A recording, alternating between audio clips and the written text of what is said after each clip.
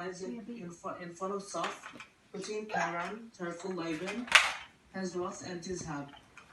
It is 11 days from Horeb to Kadesh Barnea, by way of Mount Sire. In the 40th year, in the 11th month, on the first of the month, Moses spoke to the Israelites, according to all that Jehovah has instructed him to tell them. This was after he defeated Sihon, the king of the Amorites, who was dwelling in Heshbon, and Og, the king of Bashan, who was dwelling in Ashroth, in Edrei. In the region of the Jordan, in the land of Moab, Moses undertook to explain this law, saying, Jehovah our God told us in Horeb, you have stayed long enough in this mountainous region. Turn and set out for the mountainous region of the Amorites and toward all their neighbors in the Arabia, the mountainous region, the Shephelah, the Negeb, and the sea coast, the land of the Canaanites and Lebanon, up to the great river, the river Euphrates. See, I have set the land before you.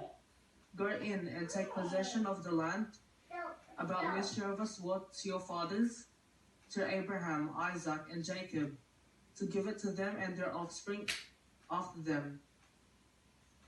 And I told you at that time, I am not able to carry you by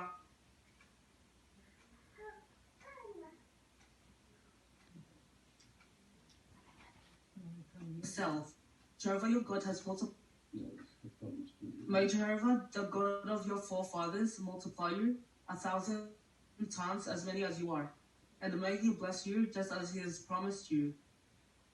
How can I bear by myself the burden of you, and the load of you, and your quarreling? Select wise, discreet, and experienced men of your tribes, and I will appoint you as heads over you. You have answered me. You answered me. What you have told us to do is good.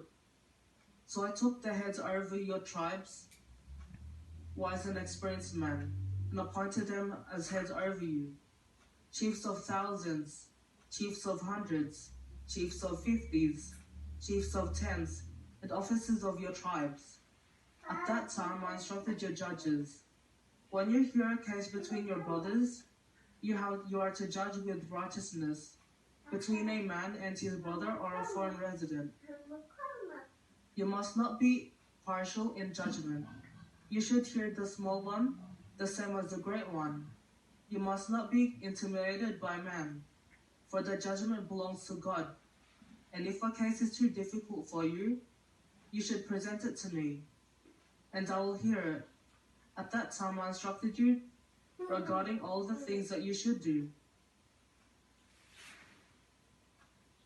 Thanks, Benjamin. That was a really nice reading, and it did deserve a clap. We can see some clapping there because it was well done. And the study point you were working on was modulation.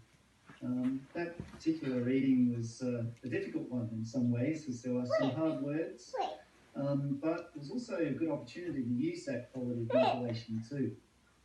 And you demonstrated that. So the three key things that are mentioned there in our guidebook about modulation is volume, pitch, and pace.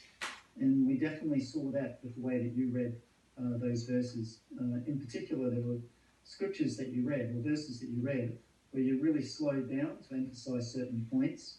And I noticed too, your volume did go up and down too with the reading. So it was really nice to hear your voice quality come out. It was very clear, and it's a good example for all of us in our reading. And because that's something that we all need to work on continually, this aspect of modulation. So thank you very much, Benjamin. I look forward to your next talk. Please continue to work on that quality of modulation. Okay.